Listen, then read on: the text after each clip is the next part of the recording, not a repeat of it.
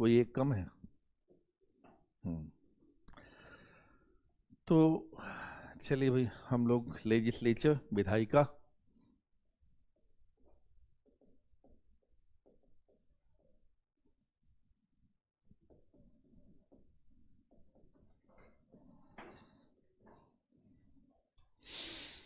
Legislature विधायिका, इसमें देखेंगे तो विधायिका में पार्लियामेंट, संसद है ना, जो लिखना चाहें लिखें। तो पार्लियामेंट या संसद के बारे में हम लोग सबसे पहले क्या है, सेशन।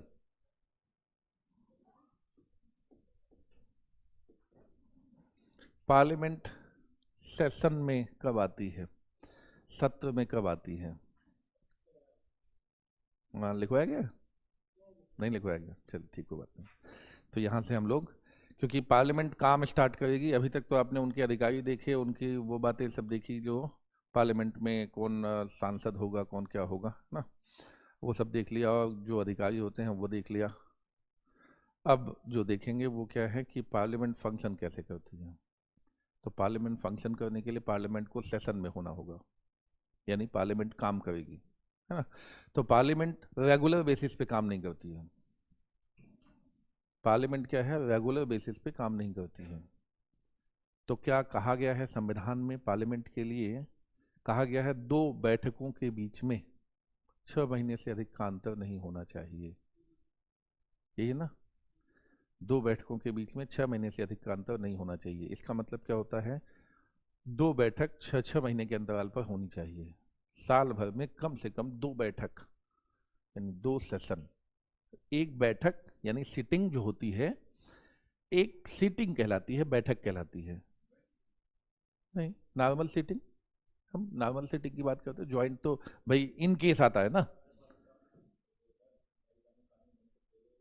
हाँ, कानून बनता है, यहाँ विधायिका में कानून बनता है, कार्यपालिका में उसको फॉलो करवाते हैं। ठीक है ना। तो यहाँ कानून बनने वाली बात होगी, लेकिन कानून बनाने के लिए हम कब अवेलेबल हैं? तो सबसे पहली बात होती है कि सेशन। तो हमारा सेशन क्या स्थिति में है? तो मैंने बताया कि सबसे पहले संविधान में इतना ही लिखा है, 6 महीने का अंतराल, उससे अधिक नहीं होना चाहिए।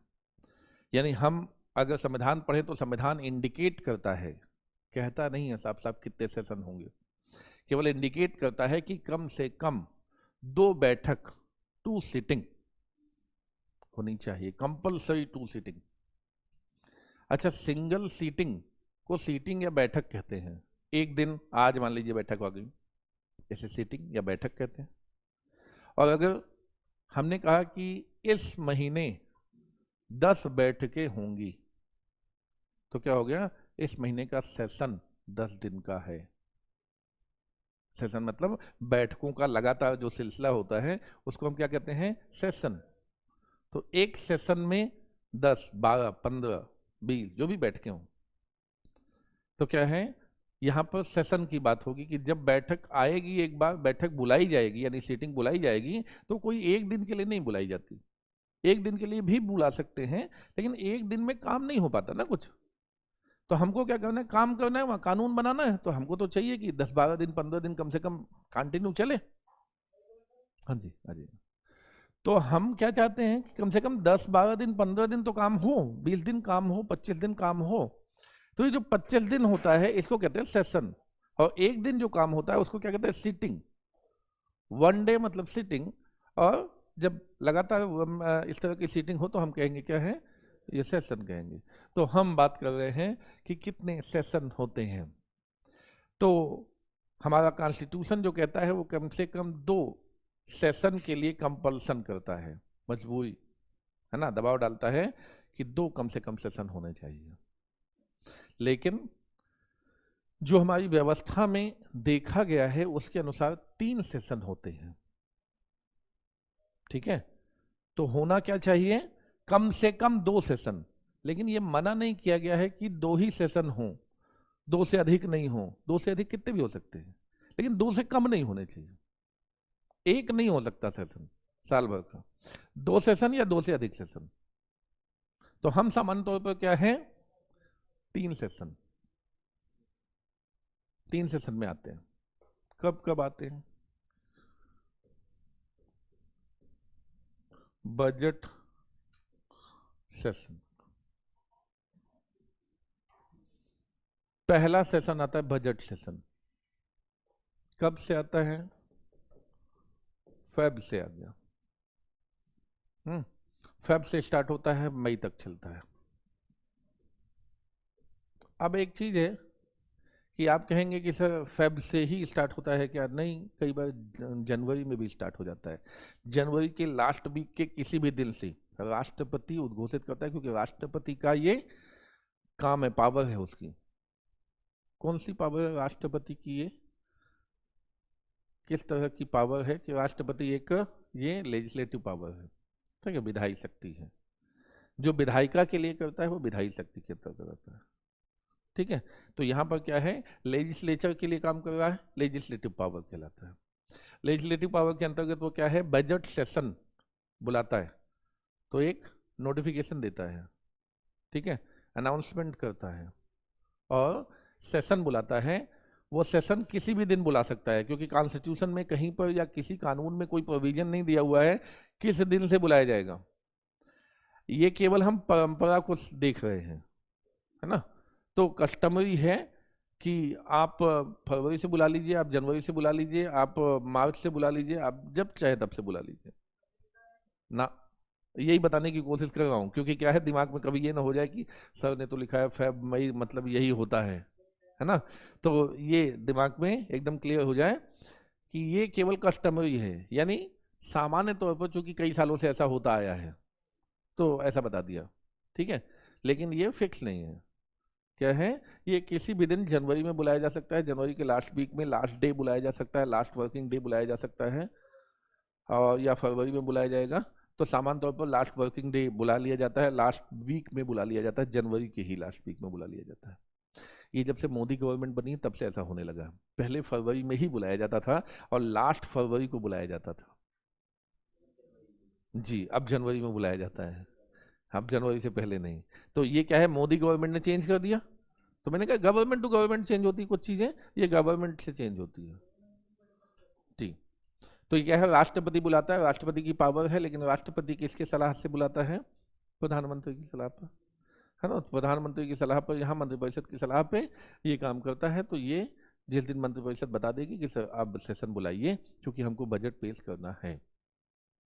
बजट कब पेश होता है? अब first working day of Feb, फरवरी के पहले वर्किंग डे, कार्य दिवस को, है ना, पहले वर्किंग डे को ही बजट पेश होता है। तो उसके पहले कुछ चीजें होती हैं, बताते हैं। अभी तो समझिए क्या है, बजट पेश किस दिन हो गया, है ना, 1 तारीख को हो गया। अब बजट में क्या होता है, तो इनकम और एक्सपेंडिचर, गवर्नमेंट साल भर क्या इनकम और एक्सपेंडिचर करेगी, उसको बजट के अंदर दिया जाता है जी। पूरे देश का, चूंकि वो देश के लिए रिस्पॉन्सिबल है। प्रदेश की गवर्नमेंट अगर पेश करेगी, प्रदेश के लिए रिस्पॉन्सिबल है। एक फिक्स टाइम पीरियड के लिए बजट होता है हमेशा, जरूरी नहीं 1 साल के लिए हो, आप 6 महीने के लिए भी कर सकते हैं। लेकिन क्या होता है, फिक्स होता है। जैसे आप समझिए ऐसा कि मान लीजिए कोई गवर्नमेंट ऐसी है जो 6 महीने ही रहने वाली है, तो साल भर के लिए बजट नहीं पेश करती। नहीं नहीं, ऐसा मतलब नहीं, मैं आपको ये कह रहा हूं, मान लीजिए 5 साल पूरा पूरा होने वाला हो अगले 5 महीने में, जो गवर्नमेंट चल रही है वो गवर्नमेंट वर्किंग है, आज बजट पेश करना है, लेकिन अगले 5 महीने तक ही गवर्नमेंट रहेगी। तो गवर्नमेंट अपने टेन्योर से ज्यादा बजट पेश नहीं कर सकती, ठीक है। तो इसलिए क्या क्या है, गवर्नमेंट को कहते हैं फिक्स टेन्योर के लिए बजट पेश करती है, कि मतलब है अपने टेन्योर तक के लिए बजट पेश करेगी। वो 6 महीने हो सकता है, अगर उसके पास बहुत ज़्यादा टाइम है तो क्या करेगी, 1 साल के लिए सामान्य तौर पर पेश करती है। ऐसा हम देखते हैं कि 1 साल के लिए पेश करती है, जरूरी नहीं होता कि 1 ही साल के लिए हो, ठीक है ना। ये कंपलसरी नहीं होता, कम ज़्यादा होता रहता है। वो उस बात पर डिपेंड करता है कि गवर्नमेंट का टाइम पीरियड कितना बचा हुआ है। सामान्यतः अगर गवर्नमेंट के पास सफिशिएंट टाइम है तो 1 साल के लिए बजट पेश करता है, जिसे फाइनेंशियल ईयर या वित्त वर्ष कहते हैं। नहीं कर सकते, क्यों नहीं कर सकते भाई, मैंने कहा ना एक फिक्स टेन्योर के लिए करेंगे। अब ये तो गवर्नमेंट क्या हुआ, कस्टम बन गया पूरी दुनिया में, पूरी दुनिया में कस्टम बन गया एक साल में हम पूरा फाइनेंस सेट कर देंगे, हर साल का साल करते रहेंगे। नहीं भाई, ये क्या होता है, किसी दुकान का हो जाए, वो हर महीने का महीने हिसाब कर दे, कोई साल का साल हिसाब करता है। ये तो गवर्नमेंट के ऊपर डिपेंडेंट होता है, ये तो उस आदमी के ऊपर जो काम कर रहा है उसके ऊपर डिपेंडेंट होता है। तो ये क्या होता है, कस्टमरी चीजें होती हैं। तो ठीक हुआ कि ये एक फाइनेंशियल ईयर हम मानते हैं। अब फाइनेंशियल ईयर कब से कब मानते हैं, ये भी हर गवर्नमेंट डिसाइड करेगी। फाइनेंशियल ईयर कब स्टार्ट होता है, जैसे हमारे यहाँ फाइनेंशियल ईयर कब स्टार्ट होता है, फाइनेंशियल ईयर 1 अप्रैल से स्टार्ट होता है। फाइनेंशियल ईयर 1 अप्रैल से स्टार्ट होता है और 31 मार्च तक जाता है। ये फाइनेंशियल ईयर, वित्त वर्ष, फाइनेंशियल ईयर वित्त वर्ष।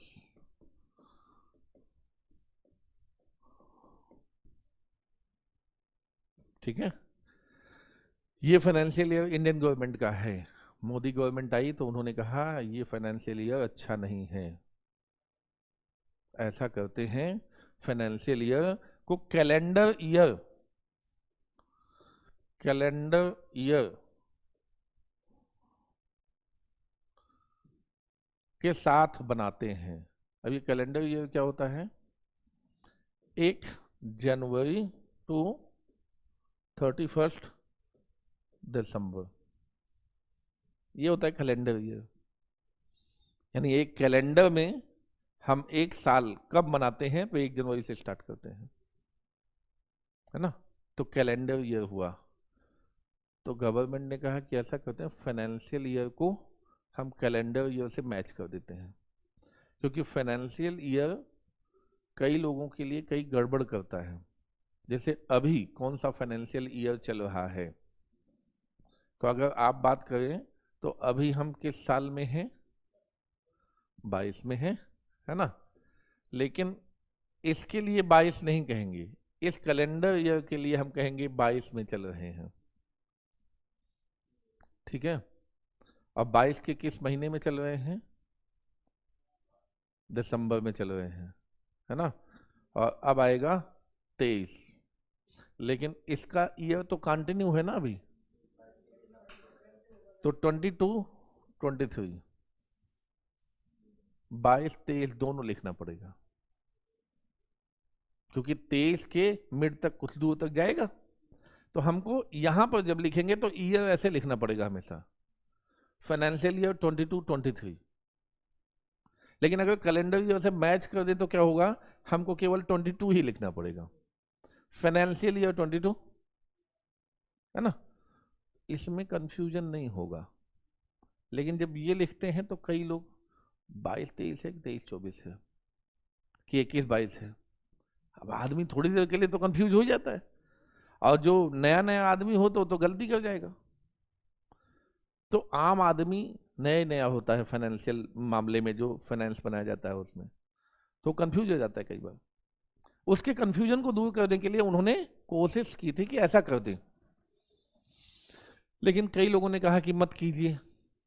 अच्छा, जब तक उनका मन पड़ा कि करें कि नहीं करें, गवर्नमेंट डिस्कस कर रही थी, तब तक एमपी गवर्नमेंट ने कर दिया। ठीक है, तो आपने जो पूछा ना कि एक ही साल क्यों है और एक यही वाला टाइम क्यों है, तो ये समझिए ये गवर्नमेंट के ऊपर है ना, कि गवर्नमेंट चाहे तो इसको कर दे, चाहे तो इस तरह से रखे। गवर्नमेंट जैसा चाहे वैसा, तो एमपी गवर्नमेंट ने कर दिया 1 जनवरी से 31 दिसंबर। नहीं नहीं नहीं नहीं, राज्य का अपना काम है भाई, राज्य अपनी वित्त व्यवस्था अपने अनुसार कर सकती है। क्यों किया, क्योंकि हमने 7वीं अनुसूची पढ़ी कि नहीं, 7वीं अनुसूची, 7वीं अनुसूची जो कहती है, वो कहती है डिवीजन ऑफ पावर के बारे में।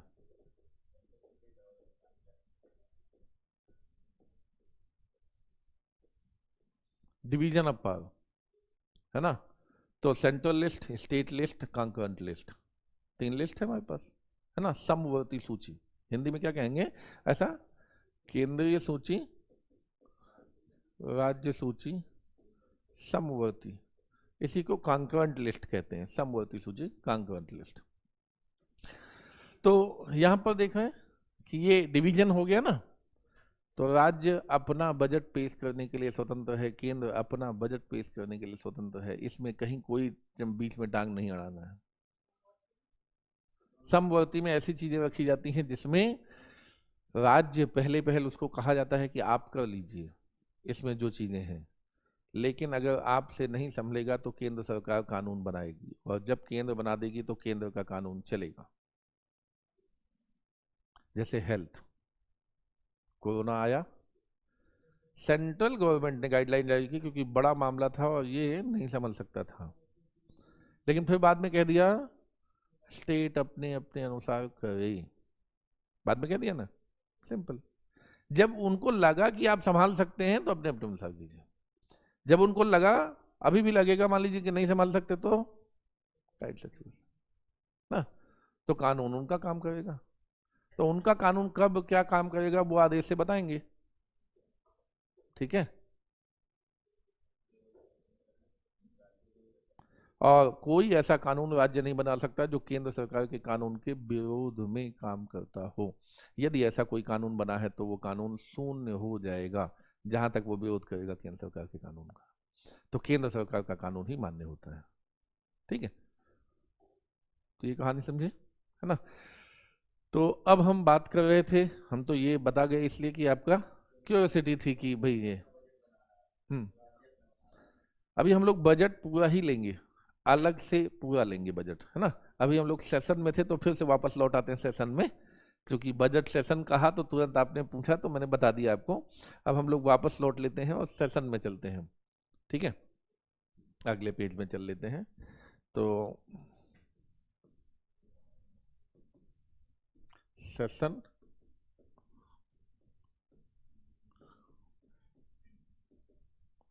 बजट सेशन पहला, और ये बजट सेशन कब से बताया था मैंने, फेब से आपका मई तक, और ये वेरी कर सकता है ना।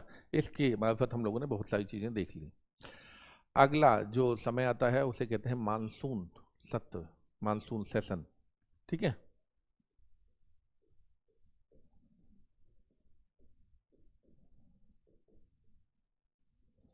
मानसून कब आता है हमारे यहाँ, जून में ही आ जाता है भाई, अक्टूबर कहाँ पहुंचे, है ना, जून में ही आ जाता है ना। लेकिन सामान्य तौर पे माना जाता है कि ये जो सेशन ये लोग उसमें मानते हैं, क्योंकि हम सितंबर तक लगभग उसी मौसम में रहते हैं जो हमारा है, तो वहीं से लिया गया है। और कहा गया अगस्त और सितंबर में बुलाया जाने वाला जो सेशन होगा उसको मानसून सेशन कहेंगे। तो कब बुलाया जाएगा, अगस्त सितंबर, ये टाइमिंग होगी। हम लिखा देंगे, अभी आपको कुछ बनाना हो बना लीजिए, हम लिखा देंगे, है ना। अभी तो केवल समझ लीजिए जो समझना है, तो ये सब तो ठीक है, ठीक है। शीतकालीन सत्र अगला, और कुछ नहीं मिला तो ठंडी आ गई, हाँ विंटर सेशन, और क्या।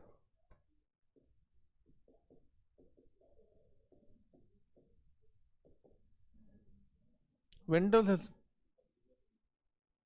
हाँ विंटर सेशन कब होता है, अक्टूबर, बहुत लंबा नहीं लेते हैं ये, मतलब ये क्या होता है, बजट चूंकि बहुत लंबा काम है इसलिए, नहीं तो सब 2 महीने के अंदर 1 महीने के अंदर निपट जाता है, तो नवंबर दिसंबर, है ना, नवंबर दिसंबर। सामान्य तौर पर चूंकि इसमें बहुत बड़ा काम होता है, बजट लगभग 2-2.5 महीने लगते हैं, इसलिए लंबा ले लिया गया। बाकी सब में क्या है, अगस्त सितंबर नवंबर दिसंबर, बस 2 महीने का काम रहता है। और 2 महीने में भी क्या है, 1 महीने का लगभग बुलाया जाता है, 29-30 दिन का ही बुलाया जाता है, वो तो मिड से बुला लिया जाता है, चूंकि नवंबर के मिड नवंबर से बुलाया जाता है और मिड दिसंबर तक चल जाता है। अगर किसी ने कहा तो 1 हफ्ते और चल जाता है, नहीं तो खत्म हो जाता है सेशन, ठीक है। तो ये सेशन किस आधार पर बुलाए जाते हैं, मैंने आपको कहा कॉन्स्टिट्यूशन में केवल इतना ही लिखा है कि जो 6 महीने हैं, है ना, 6 महीने के दौरान इन बिटवीन 6 मंथ क्या होगा, एक बार कम से कम बैठक, एक सीटिंग कम से कम होनी चाहिए। तो ऐसा होने पर साल भर में 2 सीटिंग होगी कम से कम, तो 2 सीटिंग ये कंपलसरी करता है संविधान हमारा, लेकिन हमारे यहाँ होती कितनी है? 3। अच्छा, और डिटेल जब चलेंगे कभी तो होता क्या है कि ये जो बजट सेशन होता है लोकसभा के लिए तो ऐसा ही होता है, राज्यसभा के लिए बजट सेशन 2 हो जाते हैं, बीच में छुट्टी हो जाती है उनकी, है ना। तो ऐसे में राज्यसभा के लिए तो 4 सेशन हो गए, लेकिन लोकसभा के लिए 3 ही सेशन हो गए, तो हम पढ़ते 3 सेशन है, ठीक है, मोटे मोटे हिसाब से दोनों के लिए जो कॉमन होता है तो ऐसे हिसाब। बीच में और कोई भी सेशन बुलाया जा सकता है, ये सरकार के ऊपर डिपेंडेंट है कंप्लीट। क्यों? किसकी पावर है? मैंने इसीलिए पूछा आपसे, क्या राष्ट्रपति की पावर है। राष्ट्रपति सरकार से सलाह लेके, या सरकार जब भी सलाह दे, राष्ट्रपति कभी भी सेशन बुला सकता है।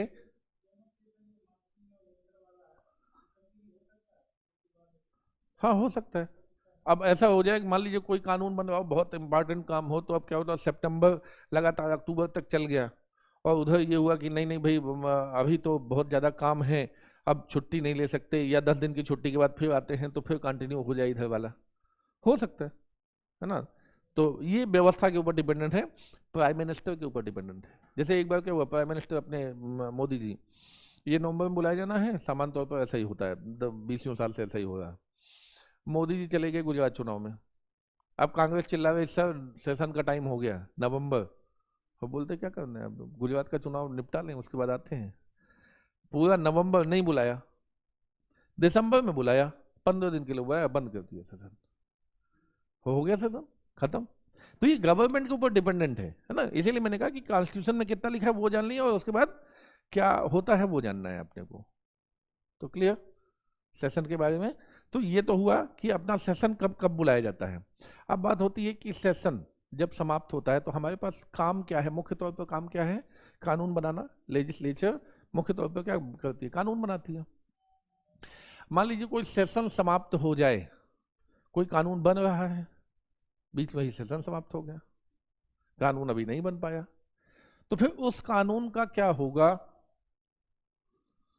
वो कानून जीवित रहेगा कि नहीं रहेगा, ये क्वेश्चन आता है।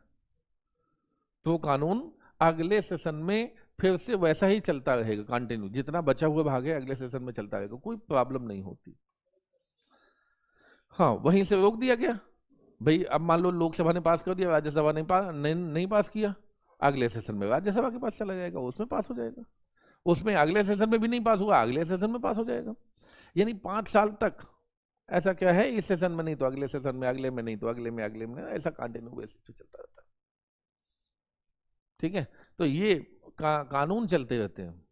केवल एक चीज नहीं चलता, महाभियोग। महाभियोग सेशन वाइज नहीं चलता, एक सेशन समाप्त, महाभियोग समाप्त। जो करना है इसी सेशन में करना है। महाभियोग की प्रक्रिया एक ही सेशन में कंप्लीट करनी पड़ेगी। केवल ऐसी एक ही प्रक्रिया है जिसको एक ही सिंगल सेशन में आपको कंप्लीट करना होता है। अगर सेशन खत्म तो मान लिया जाता है नेक्स्ट सेशन में आपको फ्रेश तरीके से फिर से महाभियोग की प्रक्रिया चलानी होगी। इम्पीचमेंट प्रोसेस अगेन फ्रेश तरीके से चलानी पड़ेगी। तो क्लियर होता है, केवल इम्पीचमेंट प्रोसेस ऐसी होती है जो बीच में हैम्पर हो जाती है, और फिर से फ्रेश तरीके से चलाना होता है जब नए सेशन में आते हैं। इसके अलावा कोई भी ऐसी चीज नहीं होती जो यहां पर क्या है इस तरह से समाप्त हो जाए सेशन समाप्त होने पर। ठीक, एक चीज तो ये समझ गए आप। दूसरी चीज होता है डिसोल्यूशन, यानी क्या है, लोकसभा का विघटन। लोकसभा कब विघटित होती है? 5 साल में। जब टेन्योर पूरा हो जाए 5 साल में लोकसभा विघटित हो जाती है।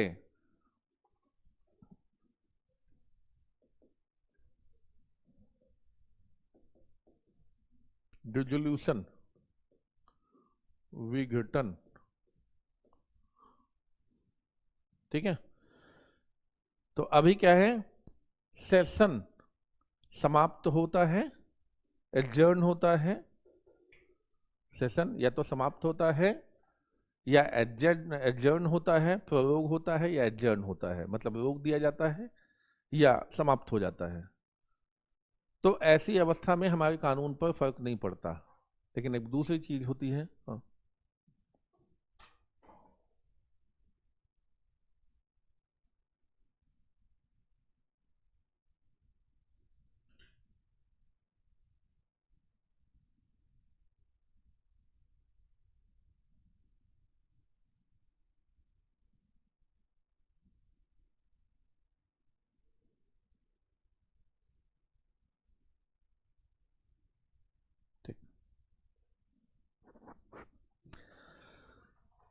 तो अब बात हुई कि हमारा सेशन का डिसोल्यूशन होगा, है ना। अभी तक सेशन को हमने रोका था या सेशन समाप्त किया था। अब हमारे लोकसभा का ही डिसोल्यूशन हो जाएगा, लोकसभा ही समाप्त हो जाएगी। कब समाप्त होती है, भंग होती है लोकसभा? 5 साल पर, है ना।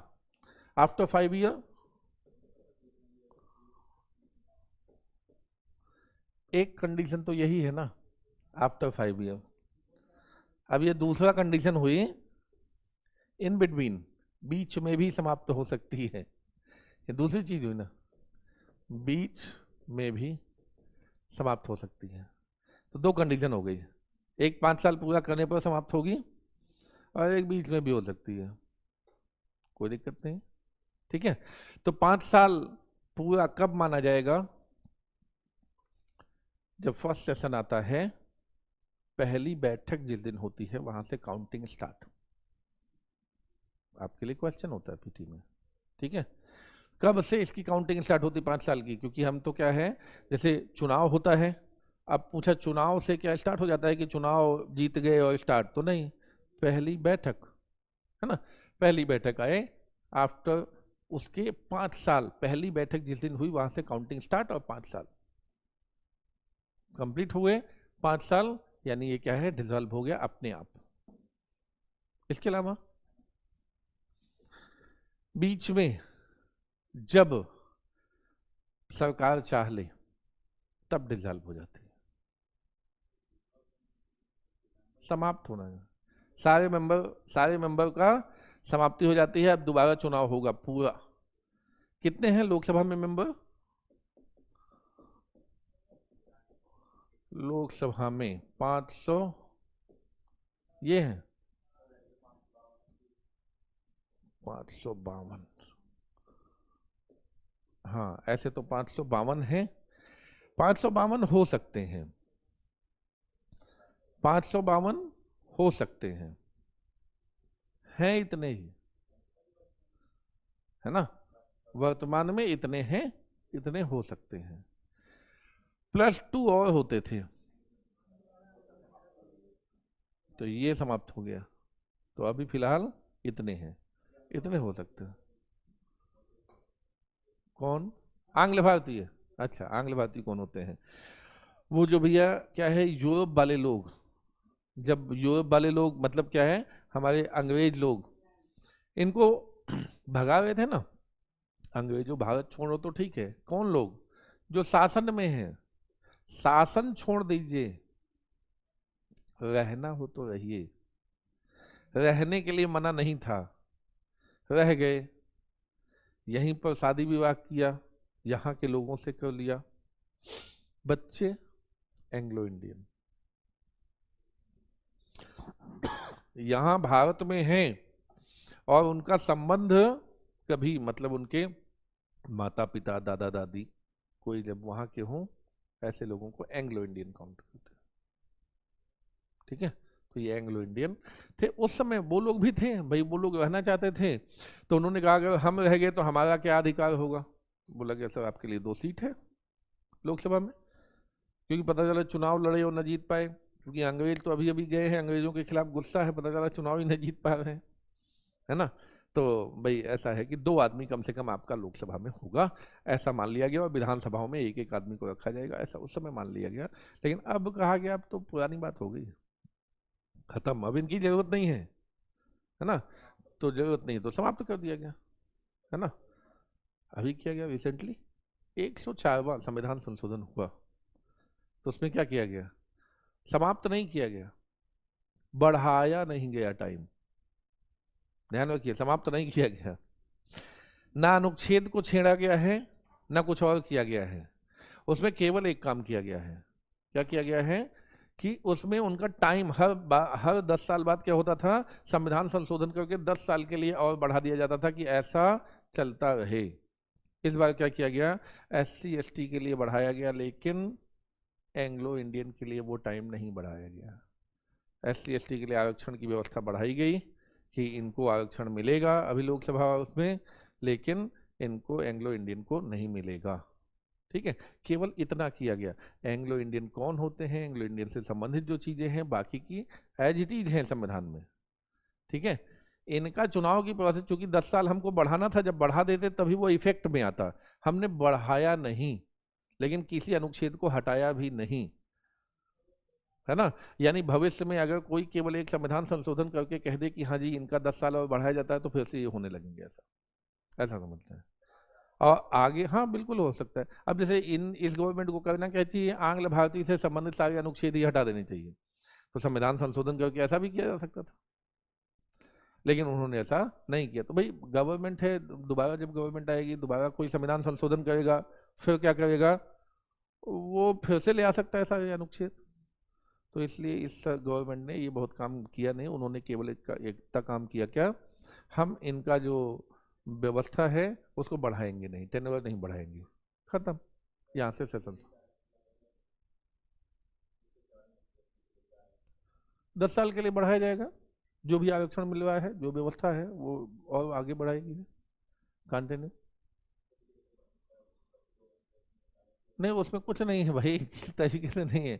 केवल क्या है, जो आरक्षण अभी तक मिलता था, जो सन 1950 से अभी तक मिल रहा था, उसी आरक्षण को कंटिन्यू कर दिया जाए 10 साल के लिए, और सिंपल, केवल इतना ही लिखा जाता है।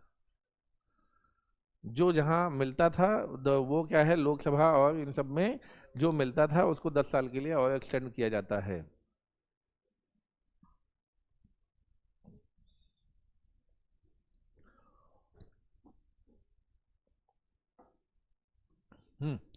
तो हम लोग क्या है, इधर लोकसभा की संख्या में आगे इधर वापस चल लेते हैं।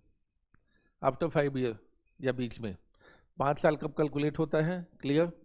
बीच में कब जा सकती है गवर्नमेंट, कभी गई गवर्नमेंट, उसका उदाहरण बीच में नहीं याद है।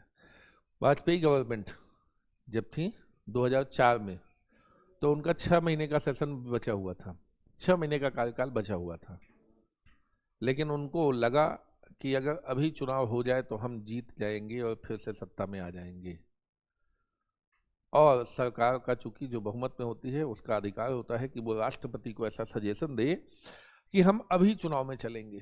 तो उनको लगा कि हम अगर अभी चुनाव में जाते हैं तो हम जीत जाएंगे, उन्होंने सजेशन दिया, चुनाव में गए, 6 महीने की सरकार गंवाई और अगला चुनाव भी हार गए, नहीं आ पाए। 2004 में कौन आया, मनमोहन सिंह, सिंपल। ठीक है, कैलकुलेशन गलत हो सकती है किसी की, चुनाव इसीलिए करवाया हम जीत के फिर से आ जाएंगे। वाजपेयी जी थे प्रधानमंत्री, उन्होंने करवाया। उसके पहले कब हुआ, उसके पहले एक बार और, जब जिसको याद रखना चाहिए आपको कि 1972 में चुनाव होने वाले थे, लेकिन इंदिरा जी ने 1971 में चुनाव करवा लिया था, 71 में चुनाव करवा लिया था। क्योंकि आप समझिए चुनाव 5-5 साल में होते हैं, तो पहला चुनाव हुआ 52 में, दूसरा चुनाव हुआ 57 में, तीसरा चुनाव हुआ फिर 62 में, तो अगला चुनाव हुआ 5 साल बाद 67 में, तो अगला चुनाव होना चाहिए 72 में, ऐसा ना, यही तो 5-5 साल का अंतर है। लेकिन 72 में ना हो गया कब, 71 में। तो क्लियर, तो इस तरीके से उन्होंने भी 1 साल पहले ऐसा कर लिया। ये क्या है, क्या कार्यपालिका कोई अधिकार होता है, जी पार्लियामेंट्री सिस्टम में कार्यपालिका कोई अधिकार होता है कि कार्यपालिका भंग कर सके, सरकार को, लोकसभा को भंग कर सके, उसको ये ऐसा अधिकार होता है। ठीक है, तो चूंकि हमें ये अधिकार होता है, कार्यपालिका को ऐसा अधिकार होता है, सो वो भंग हो गया। ठीक है, तो डिसॉल्व हो जाएगा बीच में कभी भी।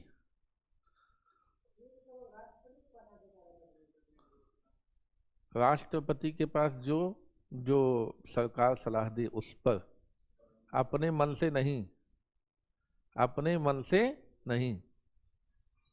ठीक है, एकदम एक लाइन में इस बात को, अपने मन से नहीं। अनुच्छेद 74 जो इस बात के लिए गारंटी देता है ना, इस बात के लिए कहता है कि राष्ट्रपति कैसे काम करेगा, मंत्रिपरिषद की सलाह एवं सहायता से कार्य करेगा। ठीक है, तो कहा जाता है कि राष्ट्रपति यदि कोई भी कार्य मंत्रिपरिषद की सलाह के बगैर करता है तो वह काम अवैध माना जाएगा और अनुच्छेद 74 का उल्लंघन होगा। तो राष्ट्रपति अपने मन से कोई काम नहीं करता। कोई जरूरत नहीं कि कोई विशेष व्यवस्था हो। जैसे अभी क्या है, आप समझिए लोकसभा भंग हो गई तो मैंने आपको बताया, एक उदाहरण दिया कि चुनाव जल्दी करवा लेते तो हम जीत जाते। अच्छा, आपके स्वार्थ के लिए वो 6 महीने पहले चुनाव हो गया, देश पर बोझ पड़ा। भाई देश 6 महीने बाद चुनाव होता तो देश पर एक चुनाव का बोझ 6 महीने पहले पड़ गया, तो देश को तो नुकसान हुआ। लेकिन क्या है, राजनीतिक पार्टी को जब अच्छा लगे तब कर ले, क्योंकि पार्लियामेंट्री सिस्टम की व्यवस्था है इसलिए कर सकते हैं। तो चूंकि सरकार को अधिकार दिया गया, सरकार को यह नहीं पूछा गया कि भैया किस कंडीशन में आप ऐसा करेंगे, जैसा मर्जी आए तैसा कीजिए, जैसी इच्छा पड़े। लेकिन केवल एक कंडीशन होती है, जो सरकार है वो बहुमत में होनी चाहिए। अल्पमत वाली सरकार ये सलाह नहीं दे सकती, अल्पमत वाली सरकार ये सलाह नहीं दे सकती। ठीक है, हमेशा ही ये सलाह कौन देगा, बहुमत वाली सरकार, जिसकी सरकार कंटिन्यू बेसिस में चलने वाली हो, वो खुद ही चाहती हो कि अब हम शासन नहीं करेंगे, तो केवल वही सरकार ऐसी सलाह दे सकती है। ये तो आत्मघाती होता है ना, अपनी ही सरकार को कट डाउन करना। मोदी जी ने, जैसे ये राज्यों में भी होता है, क्योंकि हमारा पार्लियामेंट्री सिस्टम तो केंद्र में भी और राज्य में भी, तो मोदी जी ने भी एक बार ऐसा किया। कब किया, एक गोधरा कांड हुआ था। गोधरा कांड पता है? नहीं पता है। गोधरा गुजरात में पड़ता है, एक जगह है ना, एक जंक्शन है, बड़ा जंक्शन है। तो वहां पर क्या हुआ कि बहुत सारे कार सेवक, यानी जो फ्री में राम मंदिर के लिए काम धाम करते हैं, वैसे लोग, उन्हें कार सेवक कहा जाता है। वैसे जो ऋषि महात्मा लोग थे, वो लोग वहां से काम करके अयोध्या से और उस गाड़ी से गुजर रहे थे, और गोधरा स्टेशन पर गाड़ी रुकी। तो वहां पर क्या हुआ, कुछ लोगों ने एक डिब्बा बंद करके और उसमें आग लगा दी। जितने लोग थे सब मर गए। ठीक है, उसमें अंदर जल के मर गए। इसीलिए अब आप ट्रेनों में देखें तो एक इमरजेंसी एग्जिट बनाए रखते हैं, वो उस घटना के बाद से ही होने लगा था। उस घटना के पहले इमरजेंसी एग्जिट नाम की कोई चीज नहीं होती थी। इसमें देखा गया कि उसी में फंस के मर गए, और बस गेट बंद कर दिया था बाहर से लोगों ने, गेट नहीं खुल पाए और लोग उसी में झुलस गए। ठीक है, उसके कारण क्या हुआ, दंगे हो गए पूरे गुजरात में।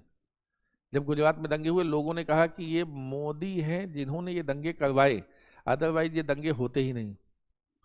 तो मोदी के ऊपर ब्लेम आने लगा। मोदी उस समय मुख्यमंत्री थे, तो मोदी के ऊपर ब्लेम आने लगा कि ये जो आदमी है इसी ने करवाए हैं दंगे, और इस बार बीजेपी की सरकार जाए, अब कभी बीजेपी की सरकार कभी भूल के भी गुजरात में नहीं आएगी। तो क्या कह रहे हैं, भूल के भी गुजरात में नहीं आएगी। मोदी जी ने कहा अच्छा ऐसा है, चैलेंज एक्सेप्टेड, चुनाव में चलते हैं, देखते हैं, साल भर बाकी था, अभी कहते चलो चुनाव में चलते हैं, देखते हैं, है ना। तो उन्होंने उस चीज को एज ए चैलेंज लिया देखने के लिए। फाइनली क्या हुआ, तब से आज तक चुनाव हारी ही नहीं बीजेपी। जिसको वो लोग कह रहे थे कि वो भगवान जाने जीतेगी कि नहीं जीतेगी, वो हारी नहीं आज तक वो पार्टी। अभी कभी चुनाव ही देखिए रहे, है ना। तो कंटिन्यू बेसिस पे वो जीतते चले गए। तो उस समय मोदी जी जब मुख्यमंत्री थे, उन्होंने इसको लिया था। तो क्या कारण है, कोई कारण विशेष नहीं होता है, उसमें कारण नहीं स्पष्ट लिखा। बस इतना ही आपके लिए समझना है कि सरकार के पास ही पावर होती है, जब चाहे तब सरकार इसको भंग कर सकती है। ठीक है, तो राष्ट्रपति की सरकार के पास पावर है का मतलब है, देखिए सैद्धांतिक तौर पर यह नहीं लिखा होता सरकार के पास पावर है, किसके पास है, राष्ट्रपति की पावर होती है। राष्ट्रपति इसे बीच में भी कभी भी भंग कर सकता है। तो ध्यान रखिए, तो क्वेश्चन में जब आएगा तो आपके लिए राष्ट्रपति आएगा, है ना। ये प्रधानमंत्री अगर लिख के आ गया तो उसको टिक मार्क नहीं करेंगे, और जब लिखना होगा तब भी लिखते वक्त ये ध्यान रखेंगे कि ये राष्ट्रपति की शक्ति है। ठीक है, और अगर राज्यों में है तो राज्यपाल की शक्ति है। तो इस बात को ध्यान में रखना है।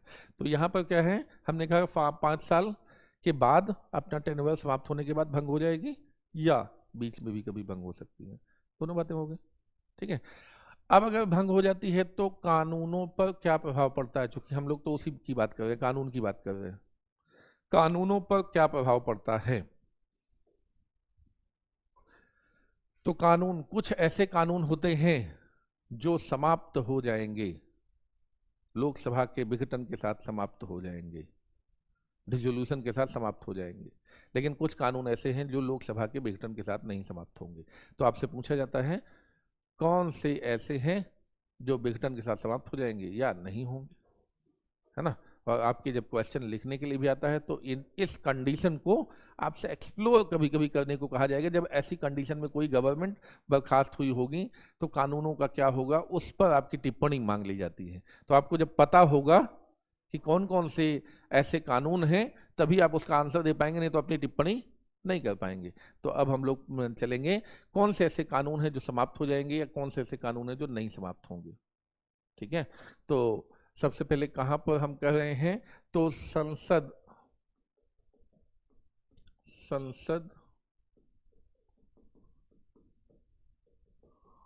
लोकसभा राज्यसभा ये है।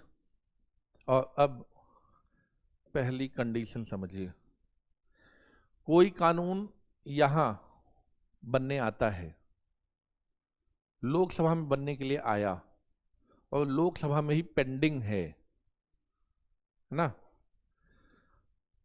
पेंडिंग इन लोकसभा,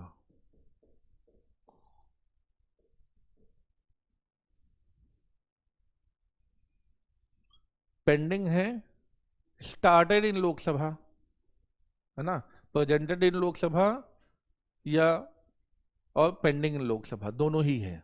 यानी इसी में प्रेजेंट किया गया और इसी में पेंडिंग है, तो क्या होगा, समाप्त हो जाएगा, समाप्त हो जाएगा। दूसरा, प्रेजेंटेड इन लोकसभा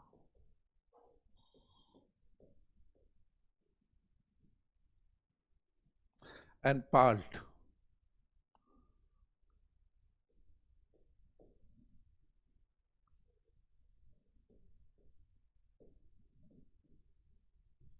इनके द्वारा, पास्ड लोकसभा से और लोकसभा में प्रेजेंट किया गया, पास हो गया। कहां पहुंचेगा, राज्यसभा में, पेंडिंग इन राज्यसभा,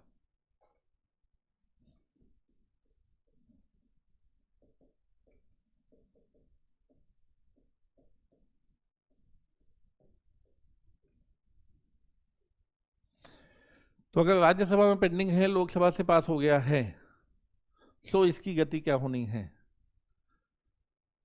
ये भी समाप्त हो जाएगा। ठीक है, क्योंकि केवल लोकसभा से पास हुआ है, राज्यसभा से अभी पास नहीं हुआ है, निरस्त।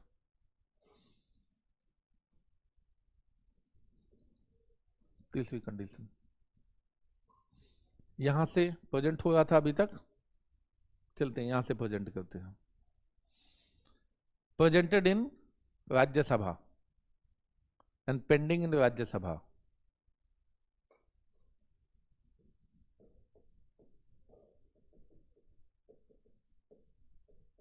Rajya Sabha and pending in Rajya Sabha,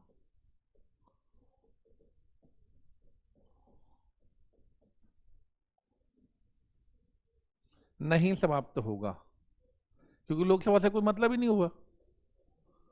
हाँ, राज्यसभा में ही रह गया, राज्यसभा में प्रस्तुत हुआ, राज्यसभा में ही रह गया, तो ये क्या बच जाएगा, समाप्त नहीं होगा। क्या होगा, समाप्त नहीं होगा। अगला लोकसभा आएगी, अगली लोकसभा के लिए तैयार रहेगा, राज्यसभा से पास हो जाएगा, अगली लोकसभा के लिए तैयार, मतलब काम कर रहा है, तुरंत समाप्त तो नहीं होगा, अगली लोकसभा में कंटिन्यू काम करता रहेगा। ठीक है, तो चूंकि लोकसभा में गया ही नहीं है, लोकसभा को टच नहीं किया इसने, अब लोकसभा को टच कर दो, लोकसभा को टच कर दो, समाप्त हो जाएगा।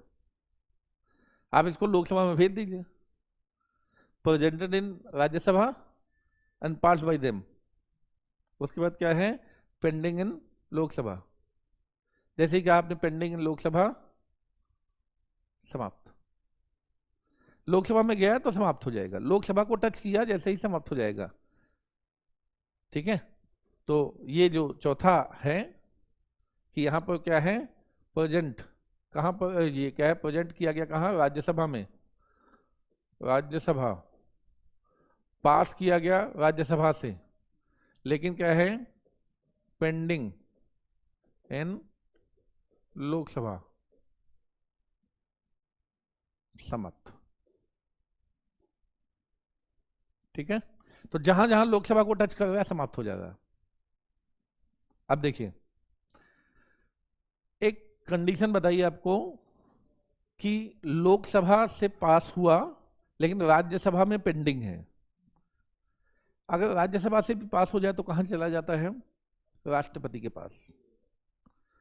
अगर कोई दोनों सदन से पास हो जाए और राज्यसभा पेंडिंग विद प्रेसिडेंट, अगर प्रेसिडेंट के पास पेंडिंग है तो क्या होगा, बचा रहेगा, वो समाप्त नहीं होगा। प्रेसिडेंट के पास चला गया है तो बचा रहेगा, सेफ। अगला, तो ये प्रेसिडेंट वाला सेफ हो जाएगा। एक और, प्रेसिडेंट, एक ये हो जाएगा, चौथा पांचवा हो जाएगा प्रेसिडेंट के पास। फिर उसके बाद क्या है, एक ज्वाइंट सीटिंग होती है जो आप लोग पढ़ चुके हैं। ज्वाइंट सीटिंग यदि किसी कानून के लिए कॉल की गई है तो लोकसभा के विघटन का उस पर कोई प्रभाव नहीं पड़ेगा और वो बच जाएगा। अगर वो ज्वाइंट सीटिंग के लिए आया है, ज्वाइंट सीटिंग,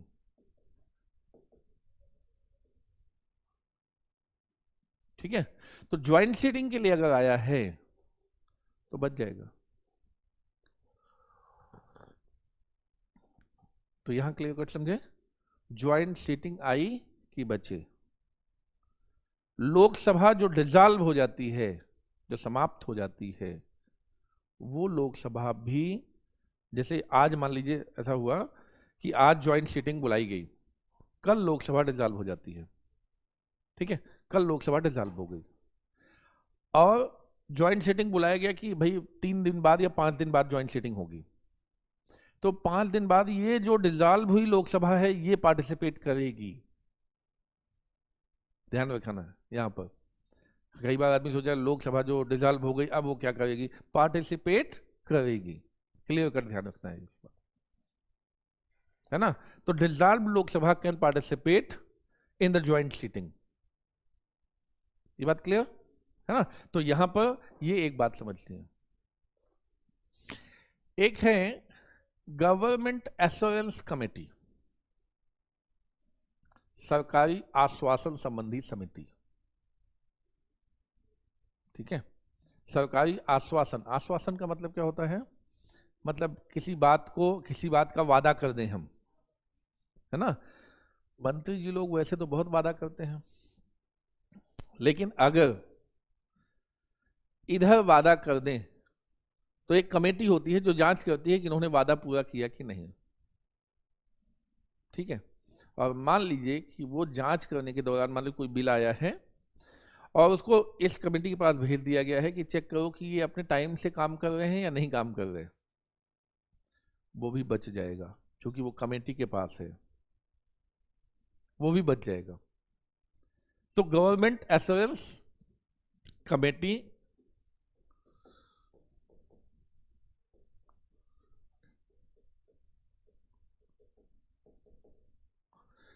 इसके पास जो बिल है बच जाएगा, ठीक है।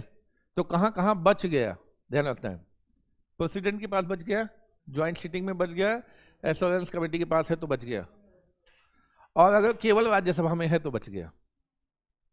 मतलब लोकसभा कहीं टच नहीं कर रहा, लोकसभा की बात नहीं आ रही है ना। अगर वो प्रेसिडेंट के पास है तो बच गया, ज्वाइंट सीटिंग में बच गया, गवर्नमेंट एश्योरेंस कमेटी में है तो बच गया, और केवल राज्यसभा में है तो बच गया। लेकिन इसके अलावा 3 कंडीशन होती हैं जिसमें वो नहीं बचेगा।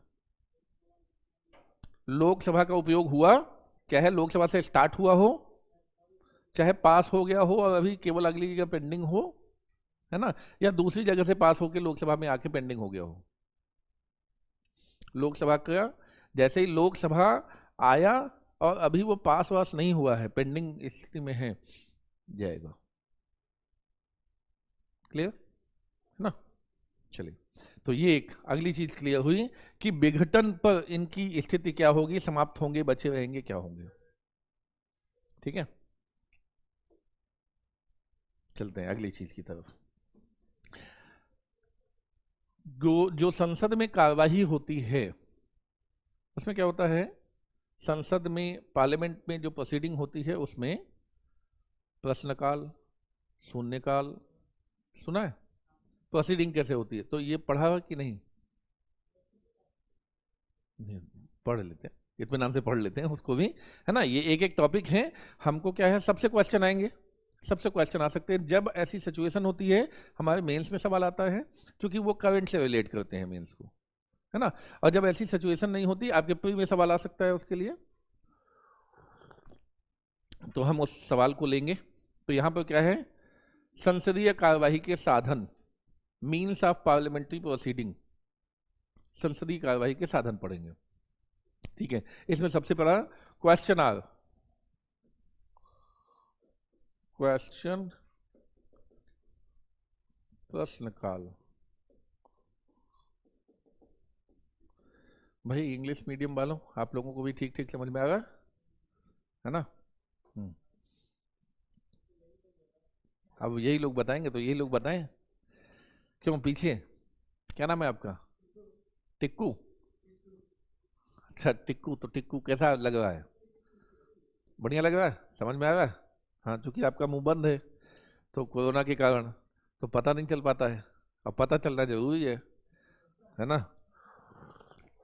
और आपका क्या नाम है? वंशिका। तो वंशिका, आपको क्या लग रहा है, समझ में आ रहा है? बस, तो फिर और क्या चाहिए? बाकी तो कोई बात नहीं, पहले का नहीं पढ़ा तो भाई क्या होगा, जैसे हम ये कंप्लीट हो जाएगा, है ना, तो फिर से बैच स्टार्ट होगा, उसमें आप ले लेंगे, फिर कंप्लीट हो जाएगा। तो जितना अभी पढ़ रहे उतना तो समझ में आएगा ना, बस वहां से होना है। वो तो बैच कंटिन्यू होगा, फिर से हो जाएगा, है ना, वो इशू नहीं है। इशू जब तब होता है जब हम पढ़ रहे हों और वही नहीं समझ में आ रहा हो, तब इशू होता है ना।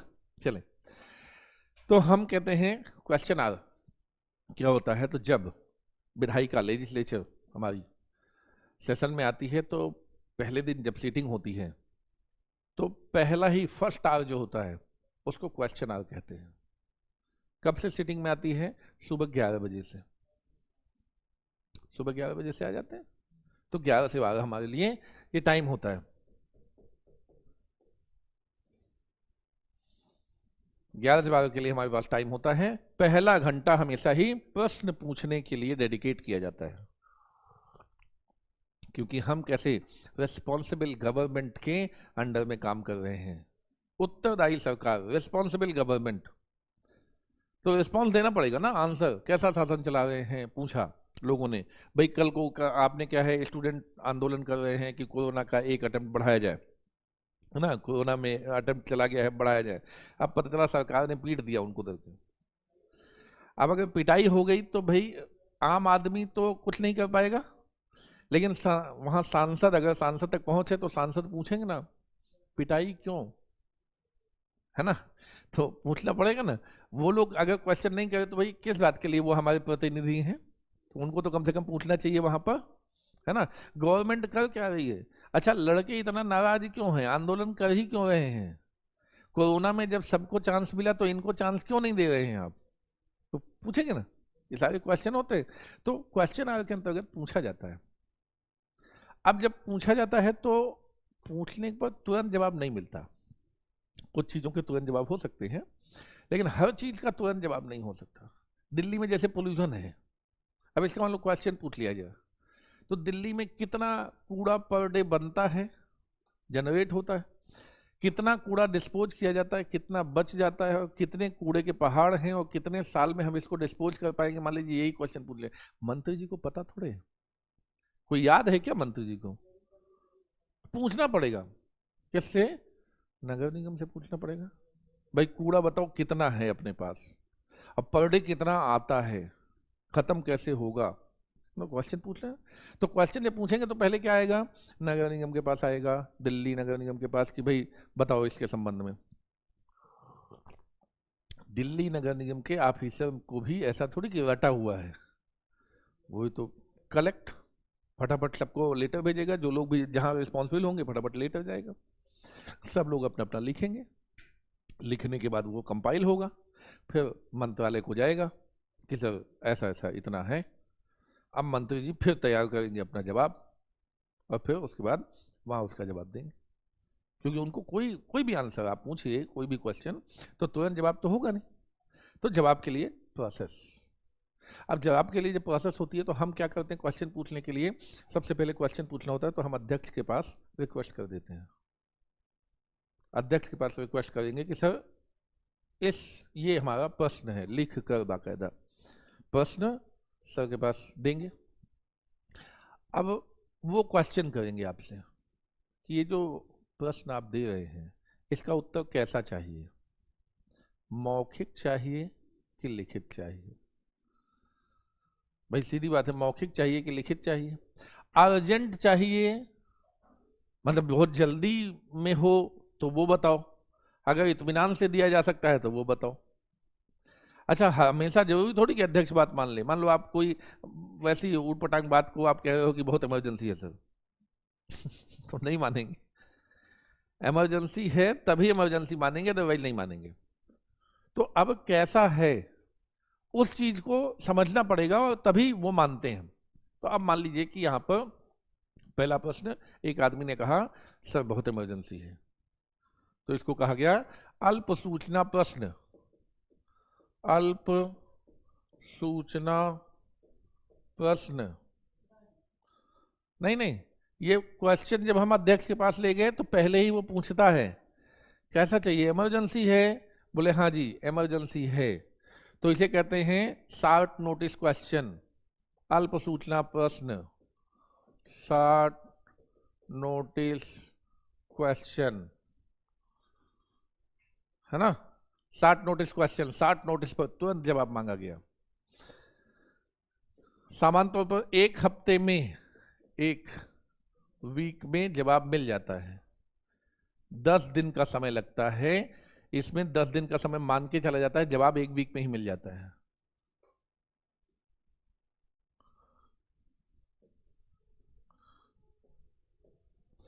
जवाब एक दिन में ही मिल जाता है, सॉरी जवाब क्या है, 10 दिन तक टाइम लिया जाता है, जवाब एक वीक में ही मिल जाता है जरूरी पड़ेगा तो ये पहले टाइप का हुआ। अगर आपको जल्दी है तो 10 दिन के अंदर जवाब, इसका मतलब जल्दी नहीं है तो एक आध महीने लग जाएंगे। अब आप समझ रहे, प्रोसेस आपको बता दी कि पीछे अंडर प्रोसेस क्या होता है। तो हमको क्या है, क्वेश्चन का नंबर लगाना पड़ता है, नंबर लगाया, हमारा नंबर आया तो हमको जवाब मिलेगा। अब यहाँ पर टाइम ये इसीलिए मैं बता रहा हूँ, जो इमरजेंसी है उसके लिए तो एक हफ्ते लग जाते हैं और मान के चला जाता है 10 दिन। अब सुन लो पूरा, तो इमरजेंसी के लिए क्या होता है, एक वीक में जवाब दे दिया जाता है, लेकिन 10 दिन मान के चला जाता है कि 10 दिन में। इसका मतलब है कि अगर नॉर्मल क्वेश्चन हमने पूछा है तो मान के चलते हैं कि एक महीने पहले हम पूछ लेंगे तो एक महीने में जवाब आ जाएगा, लगभग एक महीने के आसपास जवाब आ जाता है। ठीक है, तो ऐसा मोटा मोटा हिसाब मान के चलते हैं। तो आप जब भी क्वेश्चन पूछे तो आप मान के चलें कि आपका एक हफ्ते, एक महीने लग जाएगा, एक महीने में जवाब आ जाएगा। ठीक है, ये तुरंत जवाब नहीं आता है। तो ऐसा क्या है, आप सबसे पहले तो नंबर लगाएंगे, आपको मिल जाएगा टोकन नंबर।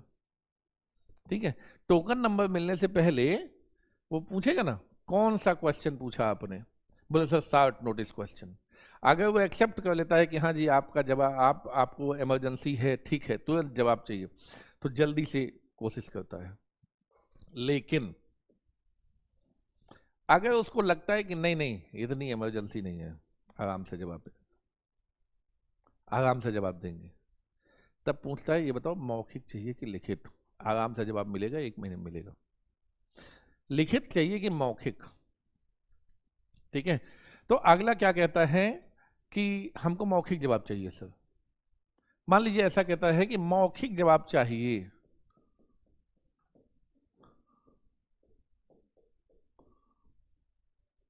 अगले ने ये कहा, तो मौखिक उत्तर कैसे मिलता है, तो वो स्टार बना देता है। इनको मौखिक जवाब चाहिए, स्टार्ड क्वेश्चन।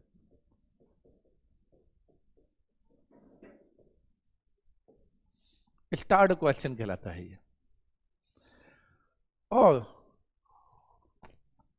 मान लीजिए आपने कहा लिखित दे दीजिएगा सर, आप लिखित दे दीजिएगा, मौखिक नहीं, लिखित। तो उस पर कोई चिन्ह नहीं बनाया, इस पर शॉर्ट नोटिस लिख दिया यानी इमरजेंसी क्वेश्चन है, इस पर स्टार बना दिया यानी मौखिक चाहिए, इस पर कोई चिन्ह नहीं बनाया, अनस्टार्ड लिखित में। ये जो इमरजेंसी वाला है वो भी मौखिक मिलता है, वो बाय डिफॉल्ट है, वो पूछा नहीं जाता, उसमें चॉइस नहीं होती, वो मौखिक ही होता है। जो ये वाला होता है उसमें चॉइस होती है, आपको मौखिक चाहिए कि लिखित, इसमें नो चॉइस। इमरजेंसी वाले में नो चॉइस, आपको मौखिक ही मिलेगा, ठीक है। यहां पर चॉइस हो गई आपको, मौखिक लेना है कि लिखित लेना है। मौखिक लेना है तो स्टार लगा दिया, स्टार्ड क्वेश्चन या तारांकित प्रश्न, हिंदी में कहते हैं तारांकित प्रश्न, गैर तारांकित प्रश्न, लिखित जवाब। केवल क्या होगा, जिस दिन मंत्री जी का जवाब तैयार हो जाएगा वो टेबल पर रख देंगे, अध्यक्ष को बता देंगे सर जवाब ये है, अध्यक्ष उसको इंटीमेट कर देगा भैया अपना जवाब ले जाओ, धन्यवाद, हो गया। लेकिन अगर आपने कहा नहीं सर मौखिक, तो वो एक दिन पहले ही इंटीमेट कर देगा अध्यक्ष कल तुम्हारा नंबर आएगा। अगले दिन जब टाइम से नंबर आया, हाँ भाई खड़े हो जाओ अपना क्वेश्चन पूछो, अब आप क्वेश्चन पूछेंगे वो जवाब देंगे मंत्री जी, ऐसा। तो पहले तो नंबर लगता है, फिर मंत्री जी को इंटीमेट किया जाता है, फिर मंत्री जी सारा पूछ लेते हैं, पूछने के बाद मंत्री जी इंटीमेट करते हैं कि सर आ गया जवाब, जवाब आ गया, तो अब वो अगर लिखित है तब तो डेस्क पे रख दिया, अगले को दे दिया, बात खत्म। लेकिन अगर वो कैसा है, वो मौखिक नहीं लिखे, मतलब मौखिक है अगर, तो फिर आपको खड़ा किया जाता है, हाँ जी आप खड़े हो, क्वेश्चन पूछो, अगला जवाब देगा।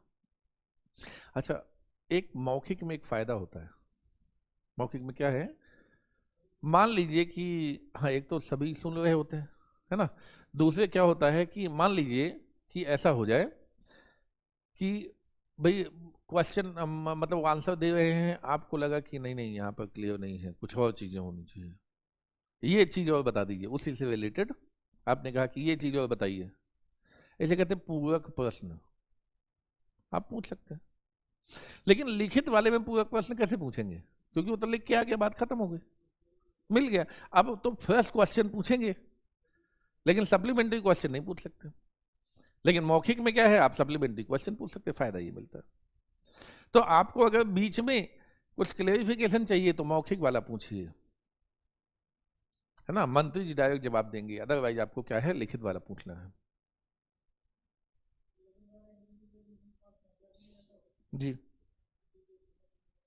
किसी को जरूरत नहीं है, किसी को अगर जरूरत होगी तो कह देगा कि भैया ये वाला आंसर हमको भी दिया जाए, उसकी कॉपी उनको प्रोवाइड करवाई जाएगी, क्योंकि वो तो ऑफिस के पास जमा हो जाता है 30 दिन पहले, 1 महीने पहले, हाँ जैसा नंबर चल रहा हो।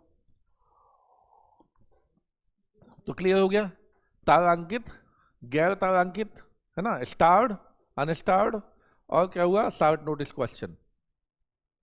क्लियर हुआ, 3 प्रकार के क्वेश्चन हैं। क्वेश्चन आज समाप्त, एक पहला घंटा समाप्त, फिर उसके बाद पहला घंटा समाप्त अगला आता है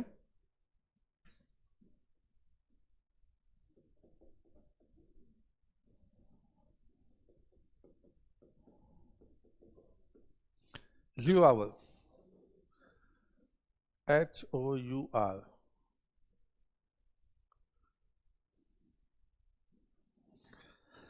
तो जीरो आवर शून्यकाल, ठीक है।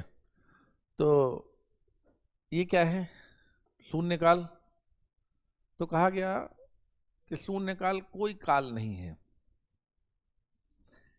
क्या है, हमारे लोकसभा का नियम होता है, कब सुनना, कब क्वेश्चन आवर होगा, उसके बाद क्या होगा, उसके बाद क्या होगा, सब कुछ लिखा हुआ है, नियम है।